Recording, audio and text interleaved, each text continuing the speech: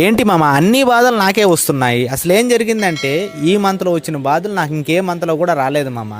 మా అమ్మకి చాలా రోజుల నుంచి ఒక సెకండ్ హ్యాండ్ స్కూటీ తీసుకొని నేర్చుకోవాలని కోరిక అనుకుంటుందే కానీ స్కూటీ అయితే తీసుకోలేకపోతున్నాం. ఇలా కాదని ఒక ఈఎంఐలో ఒక మంచి సెకండ్ హ్యాండ్ స్కూటీ అయితే తీసుకున్నాను. ఇంటికి వచ్చిన తర్వాత మా తోటలోకి వెళ్ళి నిమ్మ చెట్ల పరిస్థితి ఎలా ఉందో వెళ్ళి చూసేసరికి మోటార్ అయితే ఆడలేదు మా అమ్మ. అసలు ఏం జరిగిందో మోటార్ అంతా బాగా చెక్ చేశాను, కదిలిచ్చాను, బట్ ఏంటైతే మోటార్ అయితే రెస్పాన్స్ లేదు. మెకానిక్ని తీసుకొచ్చి చూపిస్తే మోటార్ అయితే పైకి లాగాలని చెప్పారు మామ. తీరా పైకి లాగిన తర్వాత తెలిసింది ఏంటంటే మోటార్ వైరింగ్ అయితే కాలిపోయిందని చెప్పాడు. మనకి అరౌండ్ 7,000 రూపీస్ పడుతుందని చెప్పాడు. ఒక్కసారి గుండె బయటకు వచ్చింది. ఇంకేం చేయలేక చేలో చెట్లు అయితే ఎండిపోతాయి, తప్పనిసరిగా మోటార్ అయితే చేయించాలని చెప్పి అన్నకి 2 డేస్ టైం పెట్టుకుని మోటార్ అయితే చేయించి మోటార్ దించేసి నీళ్ళు కూడా వేసాను మామ. సో అంతా బాగానే జరిగింది, ఇంకేం బాధలు లేవు అనుకునే లోపే మా మావయ్య ఫోన్ అయితే ఖరాబ్ అయిపోయింది మామ. అది ఏమైందో ఏమో అర్థం కాలేదు కానీ ఒక్కసారి ఫోన్ అయితే ఆగిపోయింది. మా మామయ్య చూస్తే ఫోన్ లేదు అంటునేసరికి ఇంక ఉగాది కదా అని నెల్లూరుకి వెళ్ళి ఆఫర్స్ ఏమైనా ఫోన్ ఉంది తీసుకొని వద్దామని చూస్తే అక్కడైతే ఎక్కడా కూడా ఒక ఆఫర్ అయితే లేదు.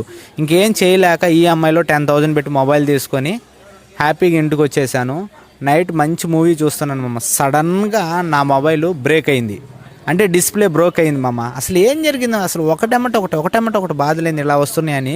ఏం కాదులే మార్నింగ్ లేచేసరికి బాగా అయిపోద్దని చూశాను మామ. మార్నింగ్ లేచేసరికి ఆ కొద్ది ప్రాబ్లం కాస్త పెద్ద ప్రాబ్లం అయిపోయింది. నా మొబైల్ పూర్తిగా పనిచేయడం మొబైల్ పోయిన వెంటనే దాని వీడియో మనకు తెలియదు, డ్యామేజ్ అయిపోయింది, బ్లాక్ అయిన తర్వాత తెలిసింది మొబైల్ లేకపోతే ఏ పని జరగదని. సో ఇంకేం చేయలేక అప్పు చేసి మరీ నెల్లూరుకి వెళ్ళి ఏదో ఒక 1,500 2,000 డిస్ప్లే అయిపోద్దని వెళ్ళి చూస్తే అక్కడ పోతే చెప్పింది ఏంటంటే 5,000 6,000 అవుతుందని చెప్పారు. సో ఇంక నాకైతే ఏం అర్థం కాక నెల్లూరులో ఉండే అన్ని షాపులు వరుస పెట్టి తిరిగాను. సో ఫైనల్గా ఒక షాప్లో అయితే మనకి రీజనబుల్ ప్రైస్లో ఒక 3,000లో ఎల్ఈడి కాంబో డిస్ప్లే అయితే వేయిస్తా అని చెప్పాడు. సో వారంటీ గ్యారెంటీ అయితే ఉండదని చెప్పేశాడు. మనకి ఒరిజినల్ డిస్ప్లే అయితే 6,000 7,000 పడుతుందని చెప్పాడు. సో టెంపరీగా ఒక 4-5 మంత్స్ యూస్ చేసుకున్న తర్వాత మీరందరూ అనుకోవచ్చు ఎందుకు డిస్ప్లే అంత ప్రైస్ పడుతుంది అనుకోవచ్చు. నేను తీసుకున్న మొబైల్ నథింగ్ ఫోన్ 1 కాబట్టి దాని ప్రైస్ అరౌండ్ 30,000 నేను తీసుకున్నప్పుడు. అందుకే వాటి ఎల్ఈడి డిస్ప్లేలో ఆల్మోస్ట్ 3,000 4,500 అలా ఉంటాయి. మనకు ఒరిజినల్ డిస్ప్లేలో అయితే ఇంకా చెప్పాల్సిన అవసరం లేదు, 7,000 8,000 ఉంటుంది. సో టెంపరీ కాబట్టి దీన్ని బట్టి నాకేం అర్థమైందంటే అప్పు చేసినట్టుగా ఏది కొనకండి గాయస్.